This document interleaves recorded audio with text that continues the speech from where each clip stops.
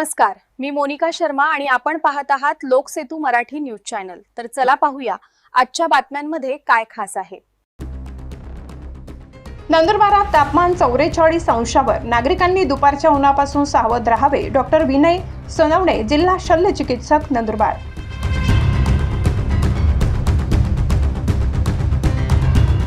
नंदुरबार जिल्ह्यात तापमान 44 अंश सेल्सिअस पर्यंत पोहोचले असून उष्णतेच्या तीव्र झळा नागरिकांना जाणवत आहेत। त्यामुळे नागरिकांनी अत्यंत आवश्यक नसल्यास दुपारी 12 ते सायंकाळी 5 या वेळेत घराबाहेर पडणे टाळावे। शक्यतो पंखा, कूलर किंवा थंड जागेत राहून स्वतःची काळजी घ्यावी। अत्यावश्यक कामासाठी बाहेर पडावे लागल्यास डोक्याला रुमाल किंवा स्कार्फ बांधावा। भरपूर पाणी प्यावे आणि अंगावर पाणी मारूनच बाहेर पडावे, जेणेकरून उष्णतेचा त्रास कमी होईल।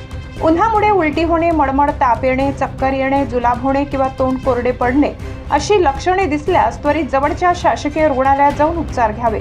प्राथमिक उपचारासोबत ORS चे द्रावण घेऊन शरीरातील पाण्याची कमतरता नियंत्रणात ठेवावी।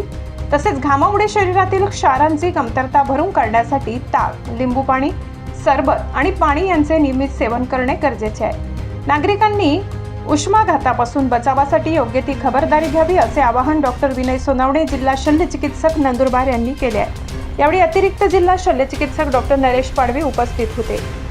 आपल्या नंदुरबार जिल्ह्याचं तापमान हे 44 डिग्री पर्यंत पोहोचलेलं आहे। याच्यामध्ये गरम हवेच्या झळा आपल्याला लागत आहे। तर मी लोकांना अपील करेल की आपली जी कामं आहेत त्यांनी भर उन्हामध्ये न करता निदान 12 ते 5च्या दरम्यान आपण घरामध्येच राहायचं आहे आणि पंख्याच्या खाली किंवा कूलरमध्ये बसायचं आहे।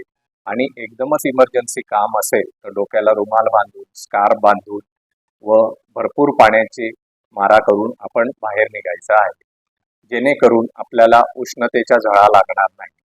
जरी आपण उन्हामध्ये इमर्जन्सीमध्ये जावं लागलं आणि आपल्याला ऊन लागण्याचं सारखं जाणवलं तर त्याच्यामध्ये काय असेल की ताप येणे, उलटी मळमळ होणे, चक्कर येणे, संडाशी लागणे असं आणि तोंडाला कोरड पडणे असं जर होत असेल तर त्यांनी त्वरित सरकारी नजीकच्या दवाखान्यामध्ये ऍडमिट व्हायचं आहे किंवा निदान प्रायमरी ट्रीटमेंट करून ORS वगैरेच्या पुड्या घेऊन आपला डिहायड्रेशन वरती आपण कंट्रोल करायचा आहे। आणि त्याच्यामध्ये तसंच आपल्या शरीरातून घामामुळे क्षार हे निघत असल्यामुळे ते क्षाराची कमतरता भरून काढण्याकरता ताक, पण सरबत याचं सेवन करणं गरजेचं राहणार आहे, अशी मी लोकांना विनंती आणि आवाहन करत आहे।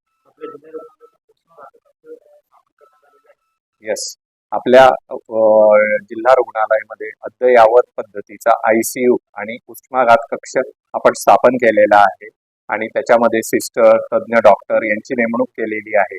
तसेच जे इमर्जन्सी ड्रग्ज आहे त्याची औषधीची पण आपण हे केलेली आहे आणि त्याच्यामध्ये AC आणि कूलरची पण व्यवस्था आपण आपल्या वॉर्डामध्ये 116 नंबरमध्ये ती केलेली आहे।